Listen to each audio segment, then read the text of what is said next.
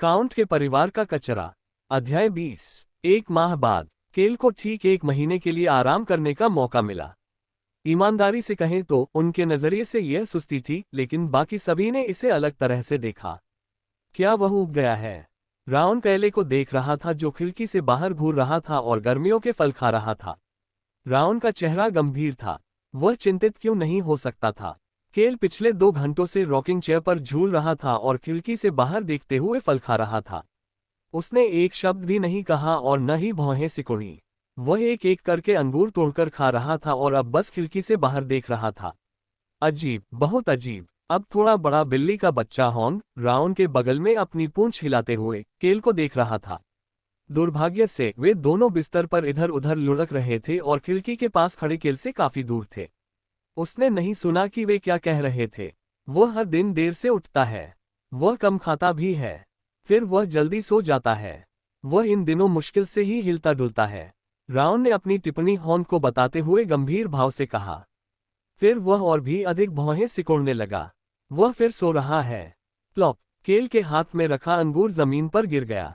केल एक बार फिर रॉकिंग चेयर पर झूलते हुए सो गया था। राउन की आंखें कांपने लगीं। वह ज्यादा सोता था, कम खाता था और हिलता डुलता नहीं था। इसका मतलब यही होगा। उद्धरण चिन्ह ... क्या वह बीमार है? हॉर्न का चेहरा गंभीर हो गया और उसके कान भी खड़े हो गए। नहीं, ये बुरा है। कैले जिसे राउन और हॉर्न देख रहे थे उसका रंग भी पीला पड़ गया था। बेशक ऐसा सिर्फ इसलिए हुआ क्योंकि कैले अंदर ही बैठा रहा जबकि बाकी सब गर्मी की धूप से काले पड़ रहे थे। उद्धरण चिन्ह ... मुझे नहीं लगता कि ऐसा है। केवल सिल्वर बिल्ली का बच्चा ऑन ही अपना सिर हिला रहा था क्योंकि वह अपने छोटे भाई बहनों की चर्चा सुन रही थी। वह जो देख रही थी वह ये था कि केल को हर चीज परेशान करने वाली लगती थी। नहीं, मैंने कुछ समय पहले रोजलिन द्वारा दी गई एक किताब में कुछ पढ़ा था।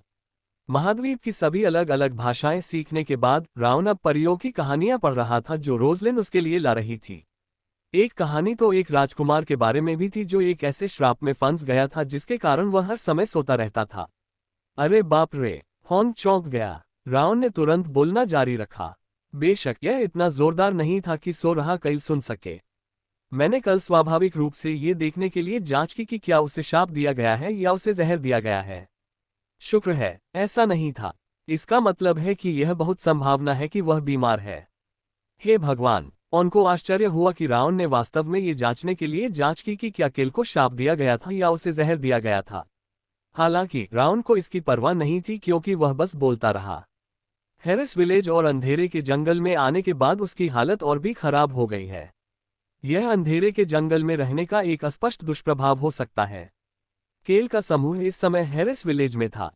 बेशक जैसा कि राउन ने कहा, स्थिति बदतर इसलिए हो गई क्योंकि केल वास्तव में आलसी जीवन तभी शुरू कर पाया जब वह काउंट और क्षेत्र के प्रभारी अन्य लोगों से दूर हो गया। यद्यपि हैरिस गांव में अन्य लोग भी थे, लेकिन वे मुख्य रूप से कब्रिस्तानों के निर्माण और गांव के जीर्णोद्धार के विशेषज्ञ थे। केल, जो कि घर के अंदर ही था, के लिए उनसे टकराने का कोई कारण नहीं था। केल इस समय एक छोटे से 2 मंजिला मकान में था, जो पिछली बार अंधेरे के जंगल में आने के बाद बनाया गया था। पिताजी, मैं व्यक्तिगत रूप से देखना चाहता हूं कि पुनर्निर्माण कार्य किस प्रकार चल रहा है, क्योंकि मैंने हैरिस विलेज की जिम्मेदारी लेने का निर्णय लिया है। उद्धरण ... केल, आपने जिस विला की चर्चा की थी वह अभी भी पूरा होने से बहुत दूर है। ऐसे बहुत से घर हैं जिनमें विशेषज्ञ रह रहे हैं। मुझे बस 2 मंजिला घरों में से एक चाहिए। मुझे ये भी लगता है कि रॉन की रिकवरी के लिए किसी दूरदराज के गांव में चुपचाप काम करना सबसे अच्छा होगा। ठीक है, मैं समझ गया। अपने पिता की स्वीकृति मिलने के बाद केल खुशी से भर गया और हैरिस विलेज की ओर दौड़ पड़ा। राउन को इस बारे में कुछ भी पता नहीं था, इसलिए वह चिंतित था। तभी किसी ने दरवाजा खटखटाना शुरू किया। दस्तक दस्तक दस्तक। युवा मास्टर निम, वह डिप्टी बटलर हंस था। उसकी आवाज सुनकर ऑन और हॉर्न ने अपने पंख फैला लिए, जबकि राउन ने पहले अपने पंख खोले और फिर उन्हें वापस मोड़ लिया। क्लिक करें। सांस। दरवाजा खुला और उन्होंने हंस को चौंकने से पहले आह भरते हुए सुना। नमस्ते हंस, आपसे मिलकर अच्छा लगा डिप्टी बटलर। डिप्टी बटलर, मुझे भूख लगी है। राउन, हॉर्न और ऑन के शब्दों ने हंस को भौहें सिकोड़ने पर मजबूर कर दिया। उसके गाल फड़क रहे थे और नथुने फड़क रहे थे। उद्धरण चिन्ह ... मुझे ऐसा लग रहा है जैसे मेरा दिल रुक जाएगा। हंस ने अपना दिल थाम लिया और अपनी भावनाएं साझा की। हैरिस विलेज में पहुंचते ही उसे ऑन, हॉन्ग और राउन के बारे में पता चल गया था। पहले तो ये बहुत चौंकाने वाला था, लेकिन वह जल्दी ही संभल गया। सांस। केल, जो जाग गया था, ने आंखें खोलते ही आह भरी। हंस ने केल की ओर देखा और चिल्लाना शुरू कर दिया, ऐसा लग रहा था कि वह रोने वाला है। मुझे नहीं पता था कि ऐसे प्यारे और दयालु लोग भी होते हैं। मैं आपकी सेवा करके बहुत भाग्यशाली महसूस करता हूँ, युवा मास्टर निम। वह क्या बकवास कर रहा है? कईल ने हंस की बकवास को अनदेखा कर दिया। हंस ने कईल की तुलना में औसतन 7 साल के बच्चों की देखभाल में ज्यादा समय बिताया। हंस का हर बार भोजन के लिए कईल के कमरे में आने का कारण भी कईल से ज्यादा उनके लिए ही था। डिप्टी बटलर, खाने को क्या है? एगो, राउंड निम, हमारे पास आपकी पसंदीदा कोमल बीफ स्टेक और मीठी वेनिला आइसक्रीम है जिसे रोजलिन निम और बी क्रोक्स ने मिलकर बनाया है। ओह, ये वे चीजें थीं जो इन बच्चों को पसंद थीं। उन्हें बातचीत करते देख केल धीरे से खड़ा हो गया। उफ, केल ने कराहते हुए कहा। क्या मुझे कुछ स्ट्रेचिंग करनी चाहिए थी? रॉकिंग चेयर पर बहुत देर तक बिना हिले डुले बैठने के कारण उसका शरीर अकड़ गया था। हालांकि केल आलसी जीवन के लिए इतनी तकलीफ सहने को तैयार था। हंस से बात करने से पहले वह गंभीर राउन और हॉर्न को बिना सोचे समझे देखता रहा। क्या सब लोग यहाँ हैं? हाँ सर, आज उनकी ट्रेनिंग जल्दी खत्म हो गई होगी। केल ने अपना सिर हिलाया और नीचे पहली मंजिल की ओर चला गया। पहली मंजिल पर भोजन कक्ष में एक लंबी मेज थी। युवा मास्टर निम, रॉन, अब तुम स्वस्थ लग रहे हो। हाँ सर, यह आपका नींबू पानी है। मम्मा। केल के चेहरे पर एक अजीब सा भाव था जब उसने अपने सामने रखे नींबू पानी को देखा। रॉन भी एक हाथ से काफी कुशल था। केल ने नींबू पानी का कप उठाया जो उसने काफी समय से नहीं पिया था। यह उसी क्षण हुआ। टांग। एक डिश मेज पर पटक दी गई। बीक्रोक्स ने क्रूर नजर से बोलना शुरू किया। तुम पहले जाकर सफाई क्यों नहीं कर लेते? केल चौंक गया। फिर उसे एहसास हुआ कि उसने हाल ही में स्नान किया है और उसने मेज के चारों ओर देखा। वे सचमुच बहुत बुरे लगते हैं। लॉक, 10 वुल्फ बच्चे और वाइस कैप्टन हिल्समैन सभी बहुत ही बुरे लग रहे थे। वे सभी जर्जर और पसीने से लथपथ दिख रहे थे। हाँ, शेफ, कृपया समझिए। हम ट्रेनिंग के बाद इतने थक गए हैं कि हमें पहले कुछ खाना चाहिए। हिल्समैन ने बहाना बनाते हुए हंसते हुए केल की ओर देखा, जिसने अपना सिर हिलाया। मेरी चिंता मत करो और खाओ। जैसे ही उसने ये कहा, हिल्समैन और भेड़िए खाने लगे। चोई हान उन्हें संतुष्टि से देख रहा था। केल ने चोई हान से एक प्रश्न पूछा। तुम्हें याद है मैंने तुमसे कहा था कि इसे ज्यादा मत करो, है ना? वुल्फ बच्चे और हिल्समैन वर्तमान में अंधेरे के जंगल में हर दिन प्रशिक्षण ले रहे थे। वे केल के शब्दों से चौंक गए और चोई हान की ओर देखने लगे। उपकप्तान बहुत ही अजीब लग रहा था क्योंकि वह अपना कांटा पकड़े हुए जम गया था और अब वह हिल रहा था। हाँ केल निम, मैं उनके साथ ज्यादा नहीं कर रहा हूँ। हम धीरे धीरे आगे बढ़ रहे हैं। चोई हान ने एक सौम्य मुस्कान के साथ उत्तर दिया जिससे केल को उस पर बिल्कुल भी संदेह नहीं हुआ। वह इसके बारे में और कुछ जानना भी नहीं चाहता था। भेड़िया बच्चे चोई हान को ऐसे देख रहे थे जैसे वे नरक से आए किसी ड्रिल सार्जेंट को देख रहे हों, लेकिन फिर भी वे हर सुबह चोई हान को खोजने के लिए आगे आते थे। बच्चों की बजाय वे शूरवीरों की तरह नहीं लग रहे थे, वे विशेष बलों की तरह लग रहे थे। केल ने अपना नींबू पानी पिया और बेकार की चीजों को भूलने का फैसला किया। युवा मास्टर केल, क्या हम सर्दियों तक यहीं रहेंगे? रोजलिन के सवाल पर केल ने अपना सिर हिलाया। शायद। मैं वसंत में घर वापस जाने के बारे में सोच रहा हूँ। कृपया अपने शोध के लिए जहां भी जरूरत हो वहां जाएं। आप मुझे ये भी बता सकते हैं कि आपको किन सामग्रियों की जरूरत हो सकती है? धन्यवाद, युवा मास्टर केल। ये कुछ भी नहीं है। रोजलिन इस समय इस इमारत के तहखाने में जादू पर शोध और प्रयोग कर रही थी। केल उसे अपना पूरा समर्थन दे रहा था क्योंकि वह भविष्य के मैजिक टॉवर की मालकिन होगी। यह अच्छी बात है कि मेरे पास बहुत से लोग हैं जिनसे मैं बाद में मदद मांग सकता हूँ। नेटवर्किंग एक बहुत ही महत्वपूर्ण उपकरण था। भोजन के बाद केल अपने कमरे में वापस आया और पुनः रॉकिंग कुर्सी पर बैठ गया। सांस। उसके मुंह से खुशी भरी आह निकली। केल अगले 70 साल ऐसे ही डूबते सूरज को देखते हुए बिताना चाहता था। राउन और हॉन्ग उसे देखते हुए एक दूसरे से फुसफुसाने लगे। क्या वह इसलिए आहें भर रहा है क्योंकि वह बहुत ऊब गया है? मुझे ऐसा लगता है वह शायद यात्रा करना चाहता है। हॉन ने अपना सिर हिलाया जब तक कि उसने देखा कि कमरे के कोने में एक चीज चमकने लगी है। उसने जल्दी से बोलना शुरू कर दिया। वीडियो संचार उपकरण चमक रहा है। हम। केल उलझन में था। वीडियो संचार उपकरण। क्या कोई घर से फोन कर रहा है? ओ ने बोलना जारी रखा। ये लाल है। केल ने भौहें सिकोड़ना शुरू कर दिया। केल ने इसे इस प्रकार सेट किया था कि यदि कोई व्यक्ति कुछ परेशान करने वाली बात पूछता तो वह डिवाइस को लाल रंग में चमका देता। और वर्तमान में केवल एक ही व्यक्ति था जो इसे लाल रंग में चमका सकता था। ये युवराज अल्बेरू क्रॉसमैन थे। ओह, ये तो युवराज है। मैं जल्दी से उसका फोन मिलाता हूँ। वीडियो संचार उपकरण की ओर उड़ते समय राउन अचानक सक्रिय हो गया। आपको वास्तव में ऐसा करने की आवश्यकता नहीं है। राउन को अचानक तेजी से चलते देख केल ने गहरी सांस ली और अपनी कुर्सी को वीडियो संचार उपकरण की ओर घुमा लिया। मैं उसे जोड़ रहा हूँ। जैसे ही राउन ने अपना वाक्य पूरा किया, वीडियो संचार डिवाइस के चारों ओर नीली रोशनी चमकने लगी। डिवाइस के ऊपर जल्द ही एक छोटी सी स्क्रीन दिखाई देने लगी। केल देख सकता था कि युवराज अल्बरू मुस्कुरा रहे थे। योजक चिन्ह। विस्काउंट केल, हमारे राज्य का खजाना। योजक चिन्ह। क्या आज आपका दिन अच्छा रहा? तुम ऐसा काम क्यों कर रहे हो? योजक चिन्ह। हमारे रिश्ते को देखते हुए मैं ऐसा व्यवहार क्यों नहीं करूंगा?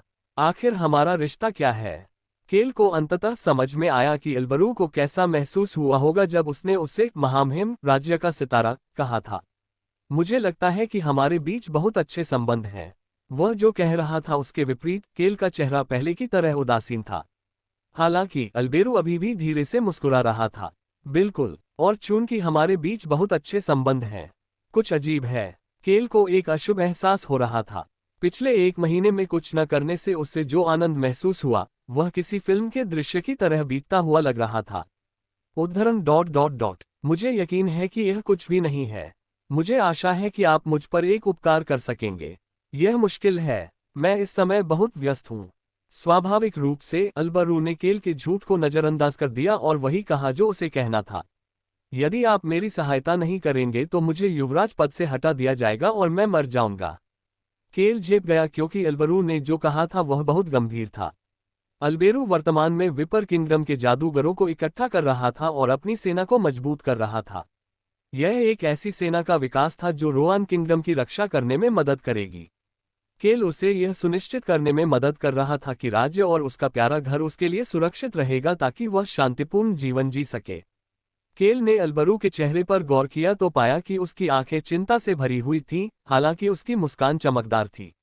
वह इतना चिंतित तब भी नहीं दिख रहा था जब केल को उसकी पहचान पता चल गई थी।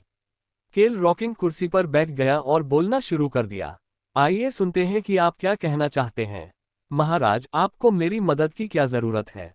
केल को अपनी पीठ पर ठंडक महसूस हुई। उसे इस तरह का अशुभ एहसास काफी समय से नहीं हुआ था। राउन और हॉन्ग, जो क्राउन प्रिंस को दिखाई नहीं दे रहे थे, एक दूसरे के बगल में बैठे थे और उनकी आंखें चमक रही थीं। अल्बरू ने बोलना शुरू किया। Dark elf. मैं जानता था। केल को उम्मीद थी कि वह ये शब्द कहेगा। केल ने अपनी आंखें बंद की और देखा कि उसका आलसी जीवन गायब होने से पहले उसे अलविदा कह रहा है। युवराज अल्बेरू, जो एक चौथाई डार्क एल्फ था, ने बोलना जारी रखा। क्या आप डार्क एल्फ गांव जा सकते हैं? केल ने अपनी बंद आंखें नहीं खोली। हालांकि अल्बेरू ने इस बारे में कुछ नहीं कहा। ऐसा इसलिए था क्योंकि वह जानता था कि वह केल से न केवल डार्क एल्फ से मिलने के लिए कह रहा था, बल्कि डार्क एल्फ गांव में जाने के लिए भी कह रहा था। एक वस्तु है जिसे मुझे तुम्हारे द्वारा प्राप्त करने की आवश्यकता है।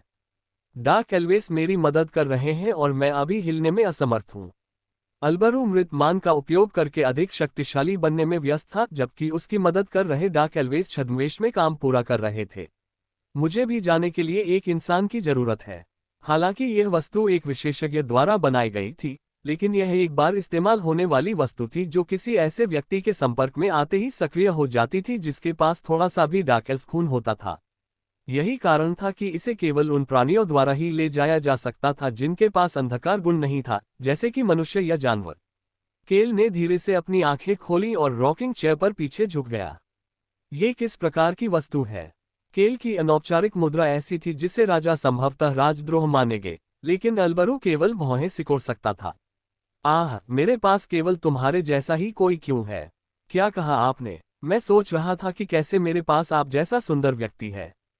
क्राउन प्रिंस अल्बेरू ने ऐसे ठहाका लगाया जैसे उसे अपने शब्द ही मजाकिया लग रहे हों। उसने पाया कि कैल के साथ जितना ज्यादा समय बिताया, उसका असली व्यक्तित्व उतना ही ज्यादा सामने आने लगा। वह मेरी कमजोरी जानता है, लेकिन विडंबना यह है कि यही कारण था कि केल्हेनिट्यूस ही एकमात्र व्यक्ति था जिस पर वह भरोसा कर सकता था। केल ने कम से कम पिछले 2 महीनों से अपना रहस्य छिपा रखा था।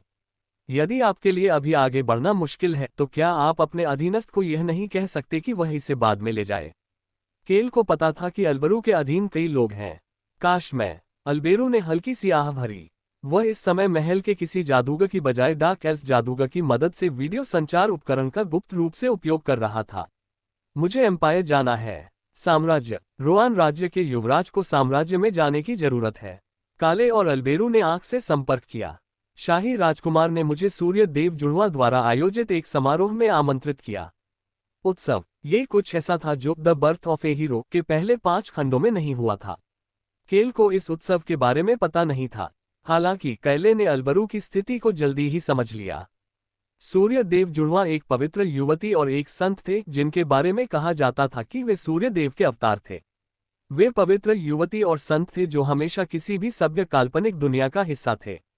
केल को अचानक बोलने में दिक्कत होने लगी। पवित्र युवती और संत जिनके बारे में कहा जाता था कि वे बहुत अच्छी हैं और सामान्य काल्पनिक दुनिया में उन्हें बलिदान का प्रतीक माना जाता है, the birth of A hero में विशेष थी। उनका अच्छा या बुरा स्तर इस बात पर निर्भर करता था कि वे किस देवता का प्रतिनिधित्व करते हैं। सूर्य देवता का चर्च डार्क एल्व्स का दुश्मन है। मुझे चिंता है कि उनके द्वारा ये पता लगाने की संभावना बहुत अधिक है कि मैं एक चौथाई डार्क एल्फ हूँ। अगर ऐसा होता है तो एक भयानक स्थिति उत्पन्न हो जाएगी। वास्तव में पश्चिमी महाद्वीप पर डार्क एल्व्स को तिरस्कृत किया जाता था। अगर किसी में डार्क एल्फ का थोड़ा सा भी खून होता तो उसे तुरंत राजकुमार के पद से हटा दिया जाता। इसके अलावा उसकी मृत्यु भी हो सकती है। वे जुड़वा मुझे मारने की कोशिश करेंगे।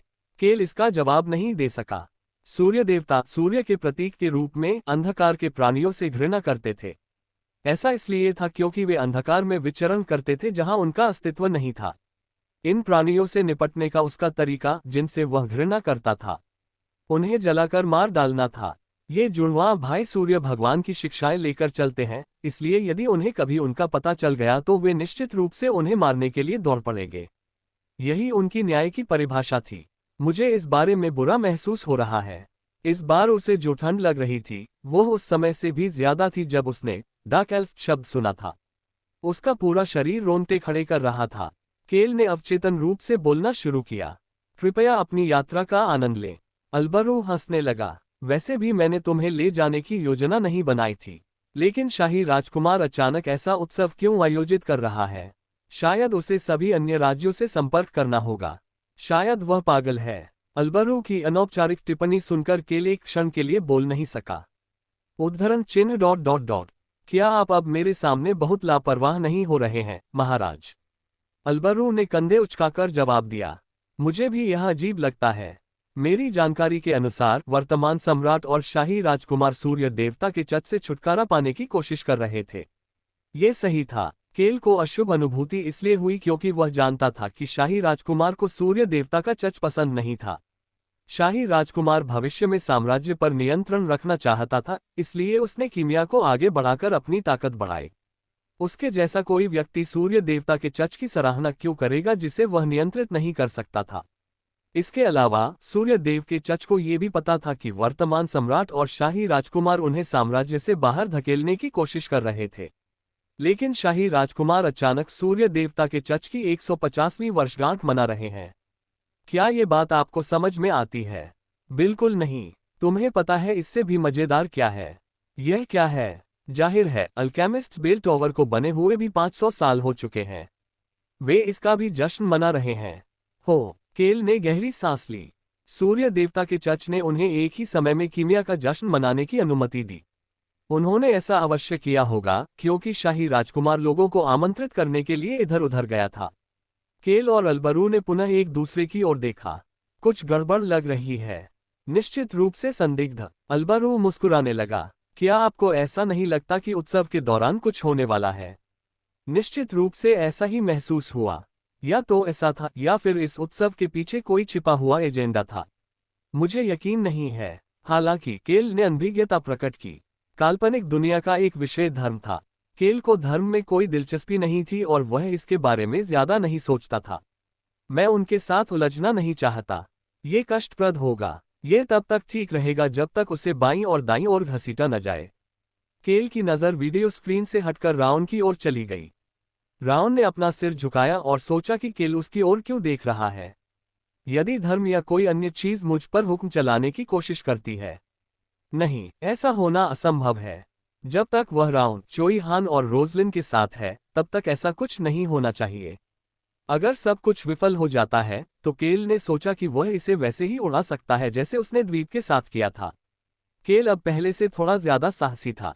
झूठा, हालांकि अनभिज्ञता जताना युवराज के विरुद्ध काम नहीं आया। खैर, मुझे तुम्हारी मदद चाहिए। मैं बाद में तुम्हें जरूर इनाम दूंगा। कैले ने अल्बेरू के इस ईमानदार अनुरोध का तुरंत जवाब नहीं दिया। अल्बेरू शायद साम्राज्य में जाने के लिए इसलिए राजी हो गया क्योंकि उसकी स्थिति उसे दूसरे या तीसरे राजकुमार को भेजने की अनुमति नहीं देती थी। कुछ देर बाद केल ने आखिरकार बोलना शुरू किया। महाराज, आप हमारे राज्य के सितारे हैं। अल्बेरू ने एक आह रोक ली। ऐसा लग रहा था कि केल उसे अस्वीकार करने वाला था। हालांकि लगातार शब्दों को सुनकर अल्बेरू मुस्कुराने लगा। कहाँ है? चाहे केल ने इसके बारे में कितना भी सोचा हो, वह अंधेरे में युवराज की मदद करने वाले कुछ लोगों के अलावा एकमात्र व्यक्ति था जिस पर ऐसा करने के लिए भरोसा किया जा सकता था। इसका मतलब ये था कि उसके पास कोई विकल्प नहीं था।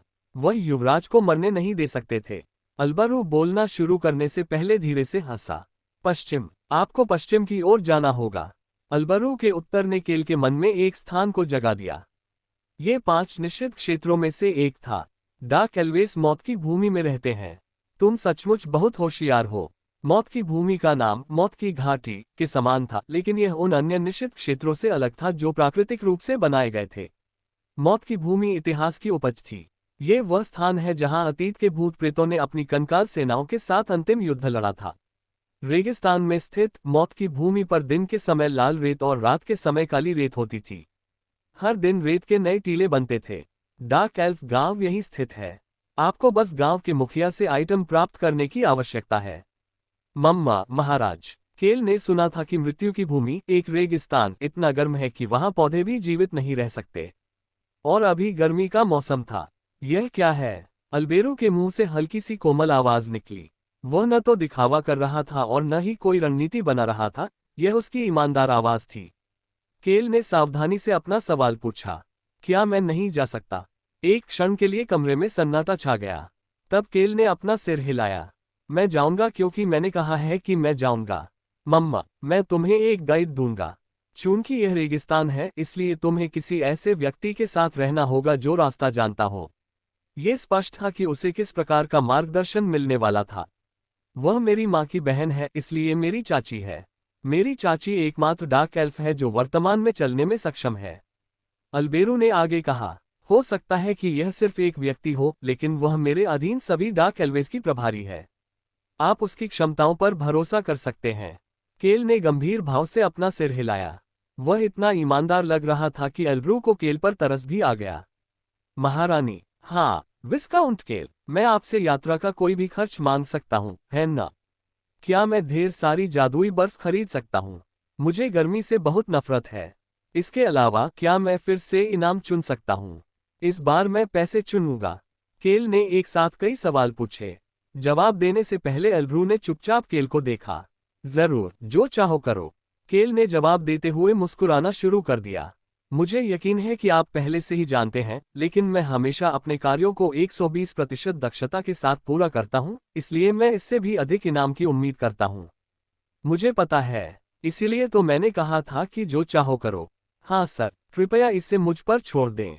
जरूर, मैं तुम पर भरोसा करूंगा। केल और अल्बेरू ने अपनी कॉल समाप्त करने से पहले कुछ और बातें की। राउन और हॉर्न के उसके पास पहुंचने से पहले ही वीडियो संचार डिवाइस से रोशनी गायब हो गई।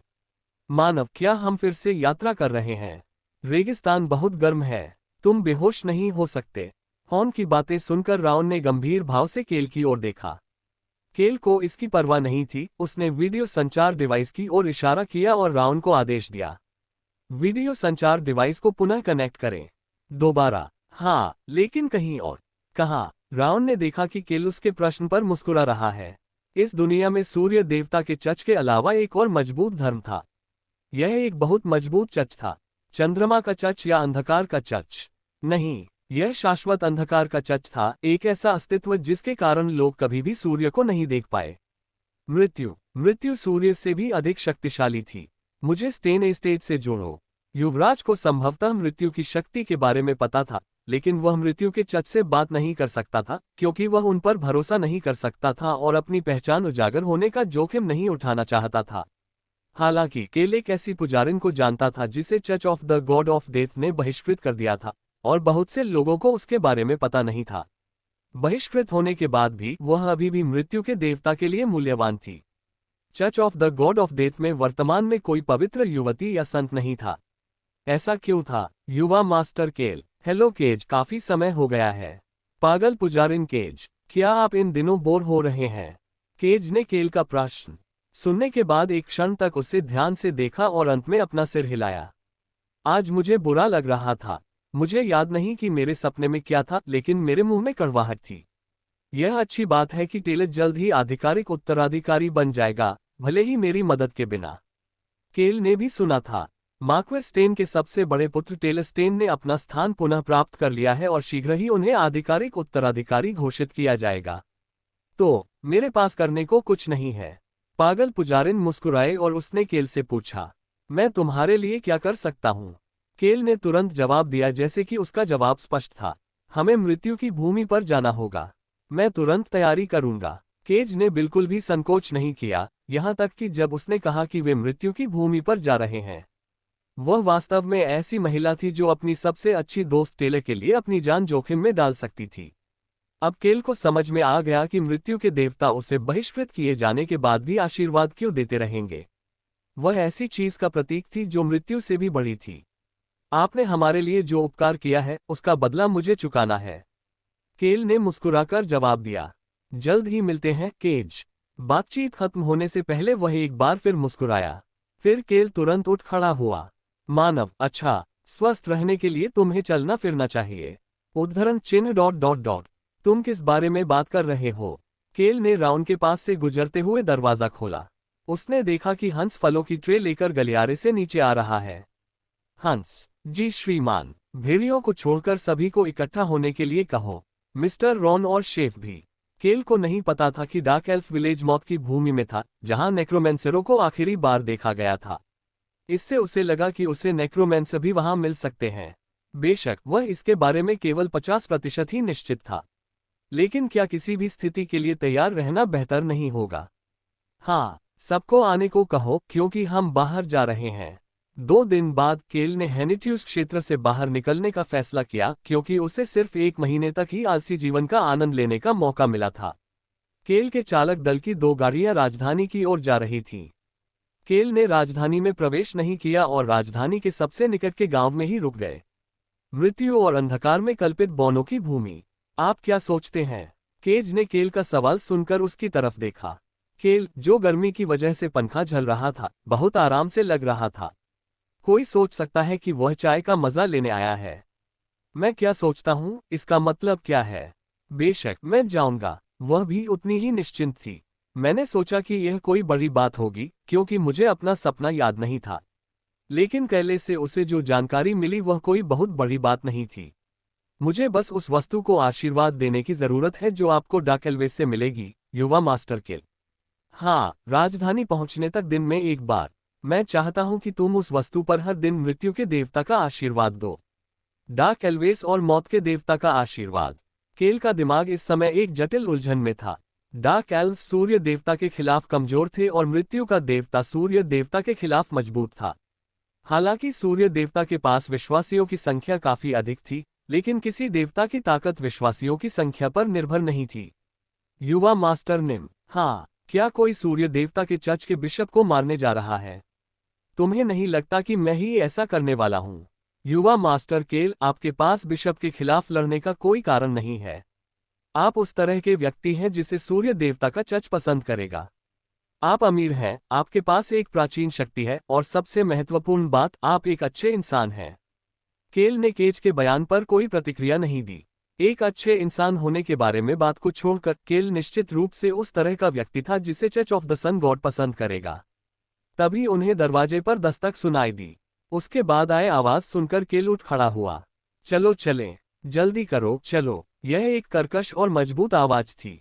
केज, मुझे तुम्हारा परिचय किसी से करवाना है। केल ने जाकर दरवाजा खोला। ओह, आपके पास कोई मेहमान था। वहां एक महिला थी जो कैल की ऊंचाई के बराबर थी और दिखने में सुंदर थी, हालांकि उसने लबादा पहना हुआ था। वह 2 दिन पहले कैल से मिली थी। वह मेरे समूह का हिस्सा है।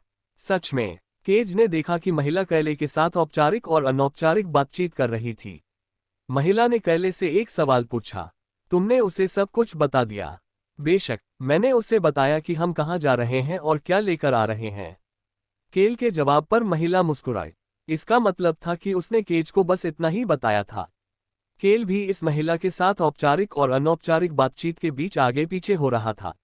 जैसे ही केज ने सोचा कि यह महिला कौन है, वह महिला तेजी से चलकर आए और अपना हाथ आगे बढ़ाया। आपसे मिलकर अच्छा लगा। मेरा नाम ताशा है। वह एक बहुत ही खूबसूरत महिला थी। केज ने उससे हाथ मिलाया। उसी क्षण केल ने दरवाजा बंद कर दिया और ताशा का चेहरा तुरंत केज के कान के पास चला गया। मैं एक डार्क एल्फ हूँ, इस यात्रा का मार्गदर्शक। दोनों महिलाओं ने एक दूसरे से आंख मिलाई। मैंने अभी अभी अपनी त्वचा का रंग बदला है। ताशा ने फिर केज की तरफ देखा जैसे वह उसकी प्रतिक्रिया देख रही हो। उस पल केज मुस्कुराए और अपना परिचय दिया। ताशा, तुमसे मिलकर अच्छा लगा। मेरा नाम केज है, मैं मृत्यु के देवता की बहिष्कृत पुजारिन हूँ। मौत के देवता शब्द ने डार्क एल्फ ताशा को केल की ओर देखने पर मजबूर कर दिया। केल ने अपना सिर हिलाकर यह दर्शाया कि उसने केज से क्राउन प्रिंस के बारे में बात नहीं की थी। चूंकि हमारे पास पार्टी में एक नया सदस्य है, इसलिए जश्न मनाने का क्या विचार है? क्या आपके पास शराब है? हमारे पास सभी प्रकार के पेय हैं। केल ने उन दो महिलाओं की ओर देखा जो एक दूसरे से सहजता से बातचीत कर रही थीं और बोलना शुरू कर दिया। ताशा, चलो चलें। ताशा और केल ने एक दूसरे से आंख मिलाई। केल के समूह में सभी जानते थे कि ताशा एक डार्क एल्फ थी। हालांकि केवल केल, क्राउन, ऑन और होन ही जानते थे कि वह क्राउन प्रिंस की चाची थी। क्या हम राजधानी में टेलीपोर्टेशन कार्यालय का उपयोग करेंगे? केज के सवाल पर ताशा ने अपना सिर हिलाया। मेरे छद्म जादू का पता चल सकता है। ऐसा लगता है कि हमें गाड़ी का इस्तेमाल करना होगा। आह, मेरे पास पहचान पत्र है। ताशा ने केज को अपना पहचान पत्र दिखाया। मेरे नाम और उम्र के अलावा सब कुछ नकली है। केज को ताजगी से भरी ईमानदार ताशा अजीब लेकिन पसंद करने लायक लगी। फिर उसने ताशा की आईडी देखी। ताशा, 29 वर्ष। ताशा फिर हंसने लगी। हाँ, बेशक, आपको मेरी उम्र के अंत में 0 जोड़ना होगा। 290 वर्ष पुराना। केज ने ताशा की ओर देखा और पूछा, क्या मैं तुम्हें उन्नी कह सकता हूँ? मुझे पता था कि मैं तुम्हें पसंद करता हूँ। तुम सिर्फ तीसरे इंसान हो जिसने मेरी उम्र सुनने के बाद मुझे दादी नहीं कहा। कृपया मुझे जो भी नाम देना चाहो, केज। ठीक है, उन्नी। केल ने दोनों महिलाओं को देखते हुए अपनी बाहें क्रॉस कर रखी थीं। केज अभी शांत लग रही थी, लेकिन वह एक लापरवाह व्यक्ति थी जिसे शराब पीना पसंद था। ताशा भी वैसी ही लग रही थी। उद्धरण डॉट डॉट डॉट सब ठीक होना चाहिए, है ना? वह उन दो महिलाओं से बात करने लगा जो एक दूसरे की बाहों में बाहें डाले हुए थीं और उसकी ओर देख रही थीं। चलो जल्दी करते हैं क्योंकि बहुत गर्मी है। उस समय केल को अपने सिर में राउंड की आवाज सुनाई दे रही थी। झूठा, कमजोर इंसान, तापमान जादू की वजह से तुम बिल्कुल भी गर्म नहीं हो। मैंने तो तुम्हारे लिए एक ठंडा करने वाली कलाकृति भी बना दी है। राउंड सही था। केल निश्चित रूप से झूठ बोल रहा था। केल को इस समय ऐसा लग रहा था कि वह पतझड़ के बीच में बाहर खड़ा है। खैर, मैं अदृश्य होकर भी तुम्हारा पीछा करूंगा। मैं हमेशा तुम्हारे साथ हूं। इसका मतलब था कि जब भी गर्मी पड़ती तो कोई न कोई जादू के लिए पुकारता रहता। यह एयर कंडीशनर से भी बेहतर था। मुझे लगता है हमें कैरो किंगडम जाना चाहिए। केल उस गाड़ी पर सवार होकर कैरो साम्राज्य की ओर चल पड़ा, जो ब्रेक साम्राज्य के दक्षिण में और मोगन साम्राज्य के उत्तर पश्चिम में स्थित था। एक नई स्वर्ण पट्टिका जो युवराज ने उसे दी थी, उसकी भीतरी जेब में थी। क्लिक। गाड़ी का दरवाजा हल्की सी आवाज के साथ खुला। गर्मी कोई मजाक नहीं है। शुष्क हवा रेगिस्तान में इस्तेमाल के लिए तैयार किए गए कपड़ों में घुस रही थी। सूरज ढलने के बावजूद भी गर्मी थी। युवा मास्टर निम, क्या आप ठंडा नींबू पानी लेंगे? कोई जरूरत नहीं, आप इसे पी सकते हैं। रॉन, बीक्रोक्स और चोई हान जो ऑन और हॉर्न को उठा रहे थे, केल के पीछे बाहर निकले। ताशा। केल के बुलाने पर ताशा ड्राइवर की सीट से उछल पड़ी। केल का समूह इस समय कैरो साम्राज्य की पश्चिमी सीमा पर डुबोरी क्षेत्र के एक गांव में था, जो मृत्यु की भूमि के ठीक बगल में था। क्या मौत की भूमि पश्चिमी द्वार के ठीक बाहर है? हाँ, यह है। उस क्षण राउन की उत्साहित आवाज ने केल के मन को भर दिया। रेगिस्तान, मैं इसे पहली बार देख रहा हूँ।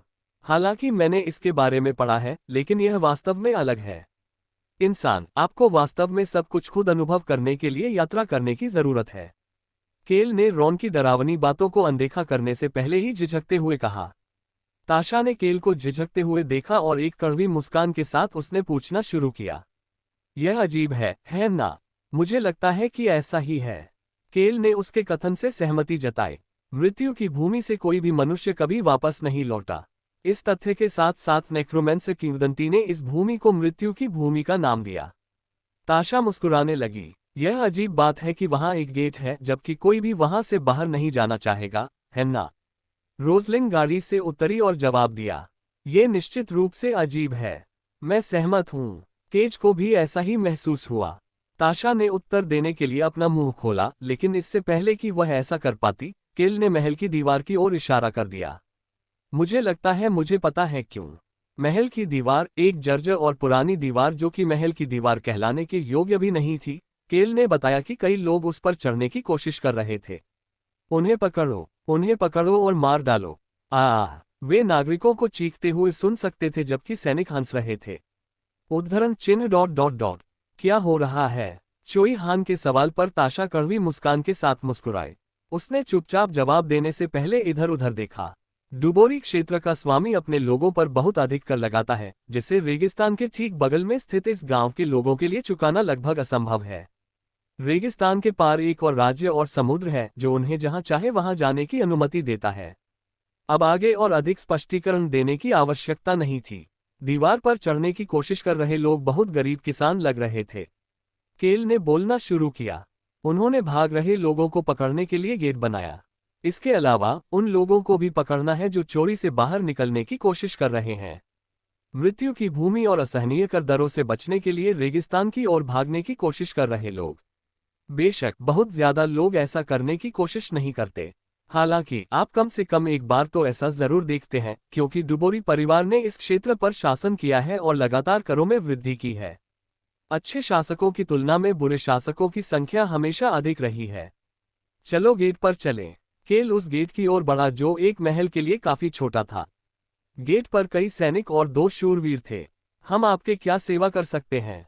कठोर शूरवीर ने केल के समूह की ओर देखा। वह इसलिए सम्मान कर रहा था क्योंकि उनके कपड़े आकर्षक लग रहे थे। केल ने शूरवीर की ओर देखने से पहले सैनिकों की ओर देखा। 2 नागरिक जो मृत्यु की भूमि पर भागने के लिए दीवार पर चढ़ने की कोशिश कर रहे थे, उन्हें सैनिकों द्वारा पीट कर मार डाला गया। कृपया मुझे जीने दो।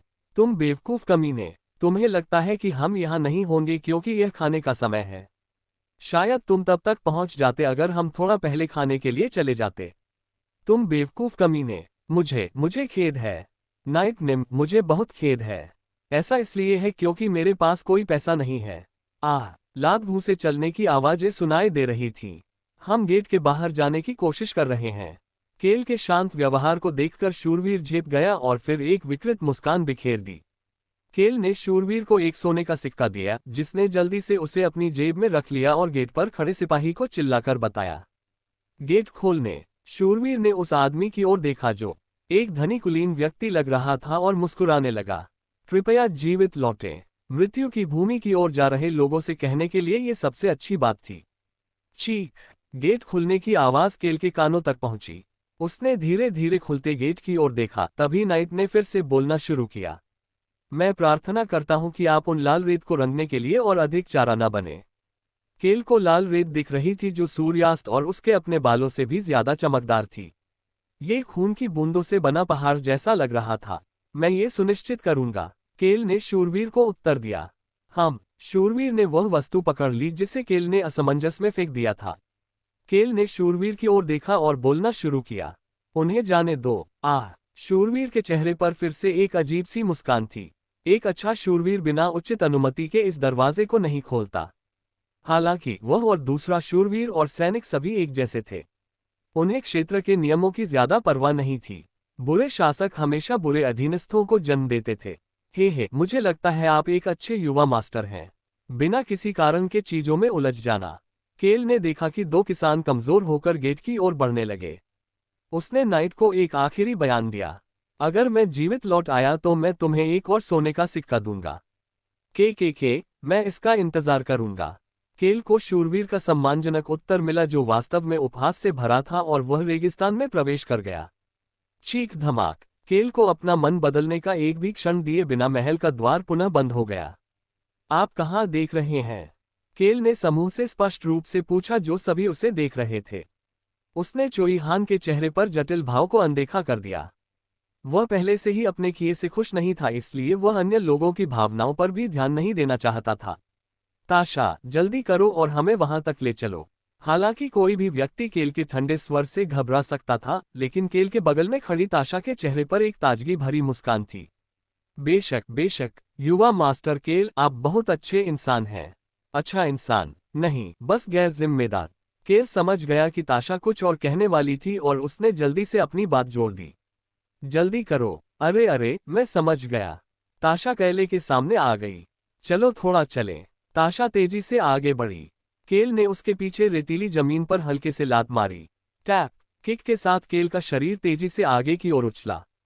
चोई हान ने ऑन और हॉर्न को अपनी बाहों में लेकर केल का पीछा किया।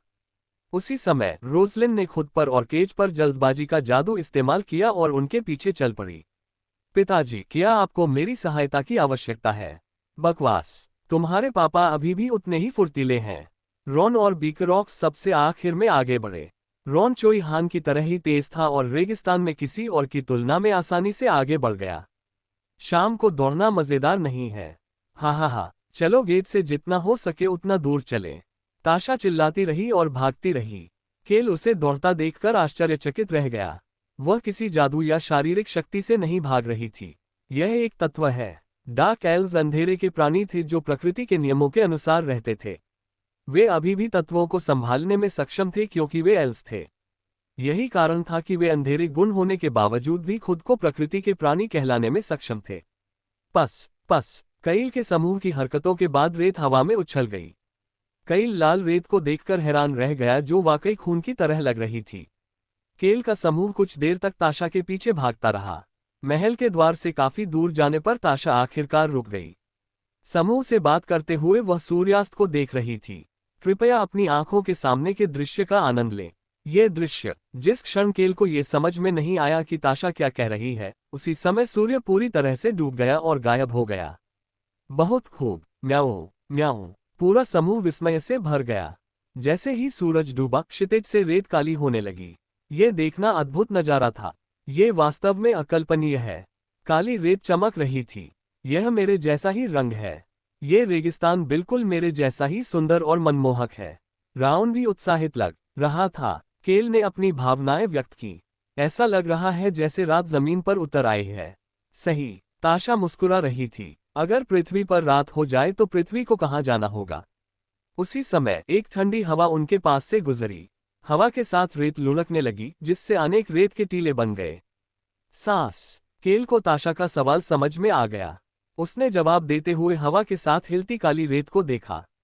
यदि पृथ्वी पर रात्रि छा जाए, केल की नजर ताशा पर गई, तो डार्क एल्वेस रात के अंधेरे में चले गए होंगे। सही। ताशा ने अपने गले में पहना हुआ हार उतारकर जमीन पर फेंक दिया। आह! रोजलिन ने एक गहरी सांस ली। ताशा का रूप तुरंत बदल गया और उसकी त्वचा काली हो गई जो काली रेत, काली पुतलियां और काले बालों की तरह चमक रही थी। ऐसा लग रहा था जैसे वह एक काला मोती था जो एक व्यक्ति बन गया था। ताशा, जो अब तक महाद्वीप की एक सामान्य नागरिक की तरह दिख रही थी, अपने वास्तविक रूप में लौट आए और चिल्लाने लगी। अब मैं तुम्हें डार्क एल्फ सिटी तक ले जाऊंगा। उसके हाथ में हवा घूम रही थी, क्योंकि तत्व ने रेत को और भी तेजी से हिला दिया था। वे रेगिस्तान के बीच में किसी की भी नजर से दूर स्थित थे। जमीन पर एक बड़ा दरवाजा दिखाई दिया जहां पहले रेत का टीला हुआ करता था। ताशा ने पूरी ताकत से उस गोलाकार दरवाजे को खींच लिया। उद्धरण चिन्ह ... भूमिगत। रोजलिन आश्चर्यचकित थी। यदि पृथ्वी पर रात हो जाए तो पृथ्वी को और नीचे जाना होगा। मैं पहले जाऊंगा। क्या आखिरी व्यक्ति आते ही कृपया दरवाजा बंद कर सकता है? ताशा हल्के से गड्ढे में कूद गई। मैं अंत में दरवाजा बंद कर दूंगा। चोई हान की बात सुनकर केल एक कदम पीछे हट गया। छेद इतना अंधेरा था कि वह कुछ भी नहीं देख पा रहा था। मैं गिरकर मर तो नहीं जाऊंगा, है ना? मानव, चलो चलें, सब ठीक हो जाएगा क्योंकि राउंड मेरे साथ है। जब केल गड्ढे में कूदा तो उसने देखा कि सभी लोग उसे देख रहे हैं। ओह, केल को खुशी हुई। यह एक स्लाइड थी। उसे अपनी पीठ पर कुछ महसूस हो रहा था। स्लाइड पर सवारी करते समय राउंड उससे चिपका हुआ था। मानव, यह मजेदार है। मैं इसे फिर से करना चाहता हूँ। केल ने स्लाइड पर नीचे की ओर जाना जारी रखा, जो अंतहीन खाई की तरह लग रहा था। वह अंत में एक रोशनी देख सकता था। ये बहुत उज्ज्वल रोशनी थी। पफ, केल रुई के एक नर्म ढेर पर उतरा। डार्क एल्फ सिटी उसकी आंखों के सामने दिखाई दी। छत पर ढेर सारी चमकदार लाइटें लगी हुई थीं जो बड़े बड़े खंभों पर टिकी हुई थीं। केल के सामने एक खूबसूरत भूमिगत शहर था जिसमें पानी और पेड़ जैसे प्राकृतिक तत्व थे। किसी ने उसे उठाने के लिए हाथ बढ़ाया। वह ताशा थी। मृत्यु के शहर में आपका स्वागत है। मौत का शहर। केल ने उठने के लिए ताशा का हाथ पकड़ लिया। यह अच्छा है। ताशा उसके जवाब पर मुस्कुराने लगी। पफ पफ पफ, ये प्रक्रिया दोहराई गई और सभी लोग रुई पर गिरे और फिर वापस उठ गए। उठते समय सभी की प्रतिक्रिया एक जैसी थी। बहुत खूब, म्याओ, बहुत खूब। वे इस भूमिगत शहर को देखकर आश्चर्यचकित हुए बिना नहीं रह सके। उन्होंने एक अंधेरी और उदास जगह की कल्पना की थी, लेकिन उनकी आंखों के सामने शहर चमक रहा था। ऊंची छत पर कई चमकदार रोशनियां घूम रही थीं, एक तरफ एक नाला था और दोनों तरफ अनाज से भरे खेत थे। कुछ इलाकों में ऊंचे पेड़ भी थे जो जंगल बना रहे थे। ऐसी जगह कैसे हो सकती है? रोजलिन को यकीन नहीं हो रहा था। डार्क एल्वेस के खिलाफ उसके मन में कोई पूर्वाग्रह नहीं था। हालांकि जब उसे बताया गया कि मौत की भूमि में एक छिपा हुआ शहर है, तो उसके मन में कुछ नकारात्मक भावनाएं थीं। ये जानते हुए कि डार्क एल्वेस को मृतकों से शक्ति मिलती है, रोजलिन जैसी कोई व्यक्ति जो प्रकृति से मैना का उपयोग करती है, उनके बारे में नकारात्मक भावनाओं से बच नहीं सकती थी। उसी समय केज उसके बगल में बुदबुदाया। मृत्यु भी प्रकृति का एक हिस्सा है। उसने केज की ओर देखा, जिससे ये दृश्य सामान्य लग रहा था। केल के लिए भी यह सामान्य था। तत्व। केल ने ताशा की ओर देखा। प्रकृति की शक्ति, उसका मतलब था कि यह एलिमेंटल्स था। हालांकि वे अपनी ताकत मृत मान से प्राप्त करते थे, डार्क एल्वेस अभी भी प्रकृति के प्राणी थे। डार्क के प्राणी और एल्फ जाति के हिस्से के रूप में वे मृत मान का उपयोग करते हुए भी एलिमेंटल्स को संभालने में सक्षम थे। ताशा ने अपनी बाहें खोल दी जब उसने देखा कि कुछ डार्क एल्वेस उनकी ओर आ रहे हैं। बहुत दिनों से मुलाकात नहीं हुई। उसकी आवाज सुनकर तीनों डार्क एल्वेस भागने लगे। तुम बदमाश हो, आपने हमें 5 साल तक एक भी पत्र नहीं भेजा और फिर अचानक कह दिया, बहुत दिनों से मुलाकात नहीं हुई। उनमें से 2 ने ताशा को डांटा, जबकि तीसरे ने केल का सम्मानपूर्वक अभिवादन किया। आपसे मिलकर अच्छा लगा। मैं सबसे पहले आपको आपके घर तक पहुंचाऊंगा। शॉन, बहुत समय हो गया मिलते हुए। कृपया मेरा पीछा करें। ताशा ने आकर शॉन का अभिवादन किया, लेकिन शॉन ने उसे नजरअंदाज कर दिया। ओह, शॉन, आओ ना। क्या तुम मुझसे नाराज हो? क्या आपके पास कोई सामान है? अगर है तो हम उसे आपके लिए ले आएंगे। उसने उसे पूरी तरह से नजरअंदाज कर दिया। शॉन को जवाब देने से पहले केल मुस्कुराया। हमारे पास कोई सामान नहीं है। कृपया रास्ता दिखाए। शॉन ने चुपचाप केल को देखा, जो मंद मंद मुस्कुरा रहा था। उद्धरण चिन्ह ... मैंने सुना है कि आप एक महान व्यक्ति हैं, कृपया अनौपचारिक रूप से बोलने में संकोच न करें। जरूर, मैं ऐसा करूंगा। केल ऐसे प्रस्ताव को अस्वीकार करने वालों में से नहीं थे। केल के समूह और 3 डार्क एल्वेस ने डार्क एल्वेस के गढ़ में प्रवेश किया, जिसे मौत के शहर के रूप में भी जाना जाता है। शहर में प्रवेश करने के बाद उन्हें और भी स्पष्ट रूप से दिखाई देने लगा। उनके चौंकने के और भी कारण थे। क्या यह अधिकांश शहरों से अधिक विकसित नहीं है? ताशा ने चेहरे पर गर्व भरे भाव के साथ केल के समूह से पूछा। यह शहर काफी विकसित था, इतना कि यह रोआन साम्राज्य के अधिकांश बड़े शहरों के स्तर का था। हालांकि केल ने उसकी बात का कोई जवाब नहीं दिया। वह किसी और चीज को देखने में व्यस्त था। यहाँ भी लोग हैं। ताशा मुस्कुराती रही। अच्छा, ऐसा है। जैसी कि उम्मीद थी, उन्होंने शहर में प्रवेश करते ही अन्य डार्क एल्व्स को देखा, लेकिन वहां लगभग हर 10 डार्क एल्व्स पर एक मानव था। मृत्यु की भूमि 5 निषिद्ध क्षेत्रों में से एक थी। ऐसा कहा जाता था कि मृत्यु की भूमि में जाने वाला कोई भी व्यक्ति जीवित वापस नहीं लौटता था। कहा जाता है कि उनकी मृत्यु के कारण रेत इतनी लाल हो गई थी। कुछ लोगों ने यह भी सोचा कि नेक्रोमेंसर के अभिशाप के कारण लोग मृत्यु की भूमि में मर जाते हैं। केल ने बोलना शुरू किया। एक कारण था कि जो लोग रेगिस्तान में भाग गए थे वे कभी वापस नहीं आए। उनके साथ मौजूद डार्क एल्वेस मुस्कुराने लगे। ताशा ने जवाब देते हुए अपने कंधे उचका दिए। हम उन्हें यूं ही मरने नहीं दे सकते थे, खासकर तब जब डार्क एल्वेस का भागने का इतिहास भी ऐसा ही है। वे लोग जो अपनी जान बचाने के लिए भागे थे, वे उन लोगों को समझते थे जो इस रेगिस्तान में भाग गए थे जिसे मौत की भूमि कहा जाता है। वे इतने हताश थे कि वे भाग गए, भले ही उन्हें पता था कि इसका मतलब उनकी मौत होगी। उन्होंने पहले भी ऐसा ही महसूस किया था। केल अब सचमुच आश्चर्यचकित था। अद्भुत, ये वाकई आश्चर्यजनक था। हालांकि उन्होंने कभी इंसानों को नुकसान नहीं पहुंचाया था, लेकिन डार्क एल्वेस को लोगों ने खदेड़ दिया क्योंकि वे जिस जगह पर रहते थे वहां मौत का खतरा था। लेकिन ऐसा व्यवहार मिलने के बाद भी वे अपने बीच लोगों को स्वीकार करने में सक्षम थे। यह एल्व्स की तुलना में बहुत अलग था, जो मनुष्यों के साथ संबंध रखने से नफरत करते थे। लेकिन संभवतः यही कारण था कि प्रकृति और तत्वों ने उन्हें छोड़ना नहीं चाहा। मैं समझता हूं कि प्रकृति डार्क एल्वेस से क्यों प्यार करती है। प्रकृति ने डार्क एल्वेस को नहीं छोड़ा, बल्कि डार्क एल्वेस के लिए अपनी बाहों में जगह बनाई। केल ने इस तथ्य को नहीं छोड़ा कि इस शहर में मनुष्यों के चेहरे पर भाव उज्ज्वल थे। खैर, ये सब इस भूमि की अनोखी प्रकृति के कारण है। केल ने शॉन नामक डार्क एल्फ की ओर देखा, जिसने अपना चश्मा ऊपर उठाया और बोलना जारी रखा। उसकी नज़र एक पल के लिए रोजलिन पर टिकी और फिर दूर चली गई। यह मौत की भूमि है। हम इसके पीछे का कारण नहीं जानते, लेकिन इस रेगिस्तान में मौत की आभा रहती है। हमने देखा है कि साल में 2 बार एक घटना होती है जिसमें थोड़ी मात्रा में मृतमान रेत से ऊपर उठता है। केल ने अपनी आंखों से केज की ओर इशारा किया, जिसने अपना सिर हिलाया। ये रेगिस्तान मौत की आभा से भरा हुआ है। हालांकि ये बुरी नहीं है। मौत की आभा प्रकृति के नियमों का पालन करती है और विलुप्त होने से पहले बस एक पल के लिए यहाँ रहती है। तुम्हें मृत्यु के देवता के चर्च की पुजारिन निम्न होना चाहिए। मुझे बहिष्कृत कर दिया गया है। केज के जवाब से शॉन झेप गया। दूसरी ओर केल ने उसकी बातों पर सिर हिलाया और अपनी भावनाएं साझा की। शायद यह मृत्यु के देवता द्वारा दी गई भूमि है, सिर्फ इसलिए कि आपको अंधेरे के प्राणी के रूप में मृत मान की आवश्यकता है। इसका मतलब यह नहीं है कि आप बुरे हैं। केल ने डार्क एल्वेस से बात करना जारी रखा, जो उसकी ओर देख रहे थे। ऐसे बहुत से मनुष्य हैं जो पागल या दुष्ट हैं। क्या यह एक ही बात नहीं है? आप सही कह रहे हैं, युवा मास्टर निम। रॉन ने केल से सहमति जताई। शॉन ने रॉन की तरफ देखा और फिर एक अजीब सी मुस्कान बिखेरी, जबकि रॉन ने उसे देखकर मुस्कुराया। ताशा ने एक खूबसूरत निष्कर्ष के साथ बात खत्म करने से पहले सभी की तरफ देखा। वैसे भी ये रहने के लिए एक अच्छी जगह है। वह सही उत्तर था। केल उनके निवास पर पहुंचे, जो एक बहुत ही अच्छी सराय थी। ये पहली बार है जब हमारे यहाँ मेहमान आए हैं। वास्तव में, शॉन ने अपना सिर हिलाया। हमने ये सराय आगंतुकों के लिए बनाए हैं ताकि अगर हमें कोई और डार्क एल्फ विलेज मिले तो हम उसे खोज सकें, लेकिन अभी तक हम उसे नहीं खोज पाए हैं। इसके अलावा जो लोग यहाँ आते हैं वे वास्तव में सराय में रहने की स्थिति में नहीं होते हैं। वे आमतौर पर किस तरह की स्थिति में रहते हैं? शॉन को चोई हान के प्रश्न का उत्तर देने में कोई परेशानी नहीं हुई। वे कुपोषित हैं या मौत के करीब हैं।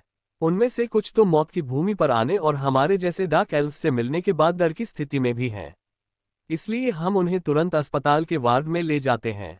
शॉन सराय मालिक के पास गया। आपके पास पहले मेहमान हैं। ओह क्युंग निम, आखिरकार मुझे मेहमान मिल गए। सराय का मालिक एक इंसान था। 70 साल के लग रहे उस बूढ़े आदमी ने केल के समूह का स्वागत करते हुए ताली बजाई। एगो, आदरणीय अतिथियों का स्वागत है। मैं भले ही ऐसा ना दिखूं, लेकिन इंसानों में मैंने इस शहर में सबसे लंबा समय बिताया है। मैं इस शहर के लेआउट को उतना ही जानता हूं जितना कि डार्क एल्फ यूंग निम्स को। ताशा ने समूह से फुसफुसाकर कहा। आपके संदर्भ के लिए, शॉन और मैं एक ही उम्र के हैं। केल ने सराय मालिक से हाथ मिलाया। मालिक, जब तक हम यहाँ हैं, हमारा अच्छे से ख्याल रखना। बिल्कुल, जीवन के शहर में आपका स्वागत है। जीवन का शहर। केल की उलझन सुनकर बूढ़ा आदमी खिलखिलाकर मुस्कुराया। हाँ सर, हम इसे यही कहते हैं। ये नाम अधिक उपयुक्त है। केल ने उत्तर दिया और फिर शॉन की ओर मुड़कर प्रश्न पूछा। अब जब हमें पता चल गया है कि हम कहाँ ठहरेंगे, तो मैं तुरंत खरीदारी करने जाना चाहती हूँ। वे पहले से ही तुम्हारा इंतजार कर रहे हैं। बाजार 3 मंजिला इमारत में था। केवल ताशा और शॉन ही केल और चोई हान को वहां ले गए। बाकी समूह सराय में उनका इंतजार कर रहा था। बेशक अदृश्य राउंड भी उनके साथ था। ये शहर के प्रशासकों के लिए भवन है। वे एल्व्स की तुलना में निश्चित रूप से अलग थे, जो जंगल में एकांतवासी की तरह रहते थे। डार्क एल्व्स की आर्थिक संरचना मनुष्यों के समान ही थी। कई युवा लोग भी थे जो डार्क एल्व्स के साथ प्रशासन में काम कर रहे थे। ताशा ने देखा कि केल क्या देख रहा था। यहाँ आने वाले ज्यादातर लोग पढ़ना लिखना नहीं जानते। उनमें से ज्यादातर तकनीकी कौशल या खेती सीखना चाहते थे। हालांकि इस शहर में पैदा होने वाले सभी बच्चों को युवा डार्क एल्व्स के समान ही शिक्षा दी जाती है। केल ने अतीत में सोचा था कि पश्चिमी महाद्वीप का कौन सा भाग पृथ्वी से सबसे अधिक मिलता जुलता होगा। शायद यही है। ये भूमिगत शहर पृथ्वी के सबसे निकट था। ऐसा शायद इसलिए था क्योंकि यह वह स्थान था जहां अत्याचारियों से भागकर आए लोग एकत्र होते थे। यह महापौर का कार्यालय है। उन्हें एक साधारण लकड़ी का दरवाजा दिखाई दिया। शॉन ने दरवाजे की ओर इशारा किया और बोलना शुरू किया। हमारे शहर का प्रबंधन आमतौर पर सबसे बड़े डार्क एल्फ द्वारा किया जाता है। वर्तमान मेयर निम 521 साल के हैं। यह उसी क्षण हुआ। Click click click. उन्होंने दरवाजे की कुंडी तेजी से घूमने की आवाज सुनी और अंततः धमाका। महापौर के कमरे का दरवाजा खुला। मेयर निम, एक बूढ़ा डार्क एल्फ प्रकट हुआ जिसकी दाढ़ी और बाल सफेद थे, जो उसकी काली त्वचा से बिल्कुल विपरीत था। हालांकि अच्छी तरह से तैयार और साफ सुथरे डार्क एल्फ का चेहरा पूरी तरह से पीला था। यह एहसास। शॉन चिंतित हो गया। मेयर के पास जाने से पहले उसने केल के समूह की ओर देखा। मेयर निम, क्या हो रहा है? ताशा भी दौड़कर आई। उसका रवैया शॉन से थोड़ा अलग था। दादाजी, क्या हुआ? दादाजी, उस शब्द ने केल को चौंका दिया। क्या वह उसे दादाजी इसलिए कह रही थी क्योंकि वह मेयर के करीब थी, या क्या वह वास्तव में मेयर से संबंधित थी? यदि वे परिवार होते तो अंततः उसे समझ में आता कि इस डार्क एल्फ सिटी का युवराज के साथ इतना गहरा रिश्ता क्यों है। आपकी पोती बहुत दिनों बाद पहली बार यहाँ आई है। आप इतने हैरान क्यों दिख रहे हैं? ताशा वास्तव में मेयर से संबंधित थी। उद्धरण ... मैं जानता था कि युवराज जैसे व्यक्ति की पृष्ठभूमि काफी कुलीन होगी। क्राउन प्रिंस अल्बेरू का बैकग्राउंड काफी अच्छा लग रहा था। केल ने ताशा और मेयर की तरफ चौंक कर देखा। उस समय केल और मेयर की नजरें एक दूसरे से मिली। ऐसा लग रहा था जैसे मेयर पूरे समय केवल केल को ही देख रहे थे। महापौर ने बोलना शुरू किया। शायद। उसकी आवाज कांप रही थी। केल को इस बात का बुरा एहसास हुआ। बूढ़े डार्क एल्फ ने अपने कांपते हाथ से रुमाल निकाला और गहरी सांस लेने से पहले अपना माथा पोंछा। सर, मैंने सुना है कि आपके पास एक ड्रैगन का मरा हुआ मन है। कुछ अजीब है। यद्यपि केल एक कुलीन व्यक्ति थे, लेकिन वह उस स्तर के नहीं थे कि मेयर जैसा कोई व्यक्ति उनसे सम्मानपूर्वक बात कर सके। युवा मास्टर निम, क्या आप शायद एक ड्रैगन हैं? शॉन और ताशा दोनों स्तब्ध रह गए, जबकि चोई हान की पुतलियां हिलने लगीं।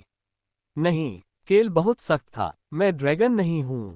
केल की प्रतिक्रिया सुनकर शॉन और ताशा राहत महसूस कर रहे थे। हालांकि मेयर का विचार अलग था।